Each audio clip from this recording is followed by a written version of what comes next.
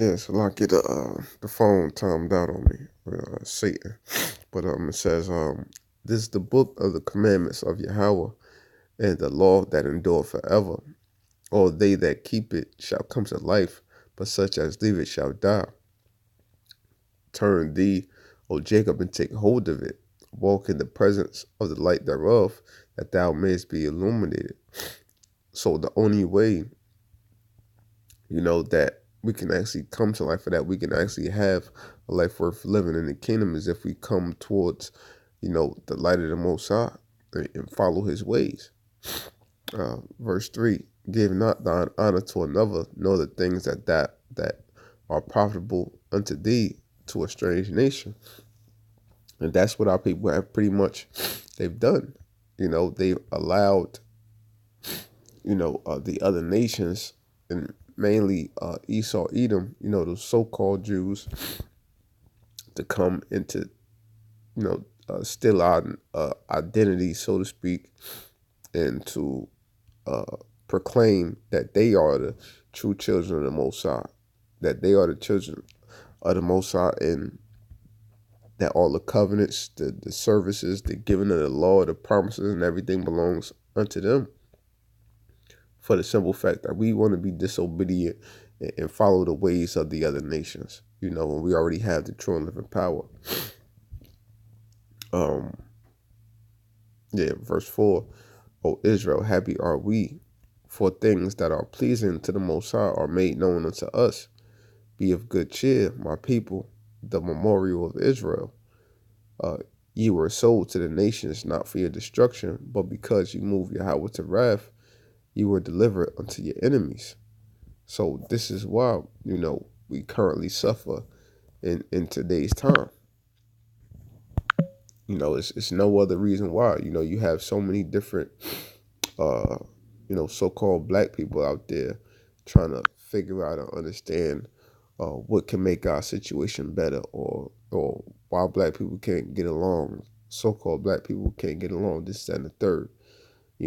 All the answers that they're looking for is here within the scriptures. It's not going to happen with them on this side, you know, uh, that we're living in, because we're currently living in hell. This is a hellish standard for Israel, man. They're not going to come up out of this way until the kingdom comes, you know? So it's like, knowing all of these different things in which we know, why not suffer for righteousness? Because we already going to suffer, man. As I was saying. So verse 31, it is a fearful thing to fall into the hands of the living power, but call to remembrance the former days in which after ye were illuminated, ye endured a great fight of afflictions. Because that's when we really notice the hell, when the hell becomes, that much greater to us, you know, once we actually recognize why we're going through these situations. And that's one thing one brother in the main camp always said, the hardest thing about being in this truth is living a life of secrecy, because you could tell people things over and over. They could hear things come out your mouth, but at the end of the day, they just don't want to hear it. They just don't care. You could tell a person this, that, and the third, till they blue in the face, or till you get blue in the face, and they just will not listen, because that's the nature of our people. They stubborn, stiff-hearted, as the scriptures say, man. You know, um, and it's when we come into this truth that things become so much more clearer, and you feel more pains of sorrows, because you know so much, and you want you know better for your people, but they don't want better for themselves, man.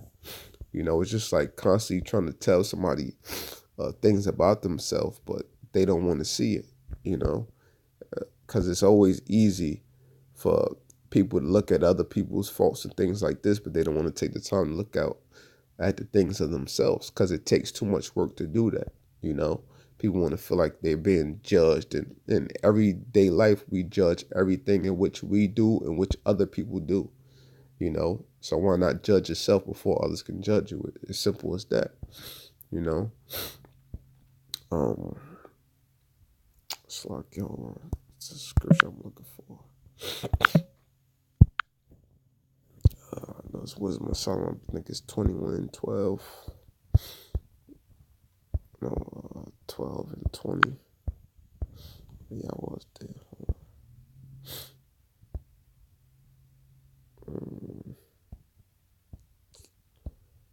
So yeah, I can't find that scripture, but matter of fact, let me get the one in Ecclesiastes.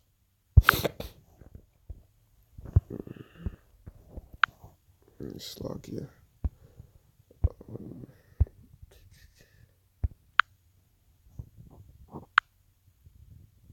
Yeah, it's Ecclesiastes 1 and when I start at verse 16. Matter of fact, I start at verse 14. It says, I have seen all the works that are done under the sun, and behold, all is vanity and vexation of spirit. That which was crooked cannot be made straight, and that which is wanting cannot be numbered. I communed with my heart, saying, Lo, I am come to great estate, and have gotten more wisdom than all they that have been before me in Jerusalem. Yea, my heart had great experience of wisdom and knowledge. And he's when you read this chapter, King Solomon pretty much getting into everything that he experienced as being a king, and what he came to realize at the end of the day, it's like all of this is for what, because you can have everything, but it's like, okay, what now? Because it's always the the wanting more factor or what else factor, as us being in these fleshly bodies, it's like, even that's why people, when they actually get money, they wind up being depressed or this, that, and the third, because you have everything. So it's like, well, what now? What more is there to life? You know, um, and that's why truly seeking out the Most High is truly everything. But verse 17 it says, "And I gave my heart to know wisdom and to know madness and folly. I perceive that this also is vexation of spirit, for in much wisdom is much grief, and he that increaseth knowledge increaseth sorrows."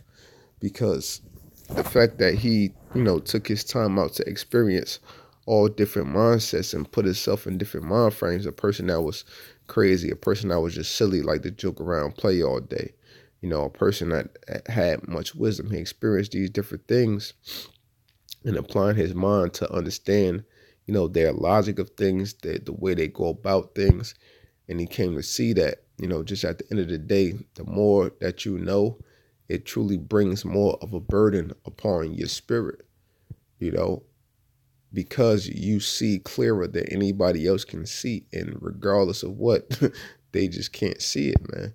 And and as I say, as bad as you would like, you know, or we would like our people to change and to get in the right frame of mind, to actually serve the Most High, for the society to be in the right way, that it should be, it just won't happen.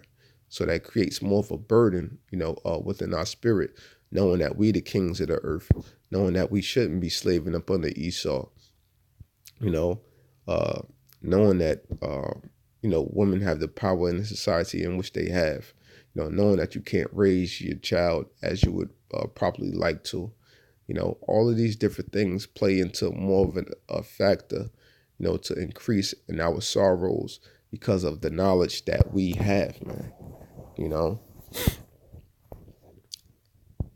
Um, yeah, so it's just, like with that, it's just knowing, the fact that we going through, this suffering, we have to endure it that much more, you know, because we know it soon enough it's going to come to an end within a society where we won't have to think the way in which we think. We won't have to bear the burdens in which we bear. Um, First Peter 3. Yeah, so this is First Peter 3 and 12, and it says, "For the eyes of the Lord are over the righteous, and his ears are open unto their prayers. But the face of the Lord is against them that do evil." So for everything that, they getting into, they don't want to adhere to anything. Hey, the Lord is against them. And know that the Lord is in your favor. That's the one thing that we truly have within this world, is that the Lord is on our side. Even if nobody else isn't, we know that the Lord is there, man, period. Verse 13, "And who is he that will harm you if ye be followers of that which is good? But if ye suffer for righteousness' sake, happy are ye, and be not afraid of their terror, neither be troubled." Right? So suffering for righteousness' sake is a good thing, man. You know, is a great thing, actually, because we know that this is all a part of it. So every time a part of hell comes upon you, we have to, even though it's hard to, fathom it in the midst of it, but at the end of the day, we got to know that this hell in which we going through, or will be catching, is all being attributed to our glory. It's all being attributed to our salvation. It's all being attributed to the Lord building us up for the battle with that great day. And, where all our enemies shall be ashamed, man. Even those that may not have believed, within your family, within that day, they're going to be scraping and scrambling, not knowing what to do, but we're going to, you know, not be afraid, not be troubled as they are, because we know the things that are truly coming to pass. So the Lord is not going to catch us off guard as a thief in the night, But with that, I just hope this segment was edifying, and for brothers just to know that everything in which we going through, is well worth it, because there truly is, light at the end of the tunnel, and we have a great reward coming towards us, for all the work in which we put in through the Spirit of Yahweh Shem Yahushua. Even though this thing is not of works, but it's of Him that calleth, but the Lord is gracious enough to still, bestow the kingdom upon us, even though regardless of all these works, that we doing, at the end of the day, we still, sinful creatures, we still wretched, and we can never be perfect, but we strive for that perfection day in and day out, So with that, I'd like to give all praises, honor, and glory to Yahweh, Ba'ashem Yahushua, Ba'ashem Rakakwadash, double honor to the apostles and the elders of Great Millstone, and shalom to Lek out there doing this work of faith and labor of love and true sincerity. Shalom.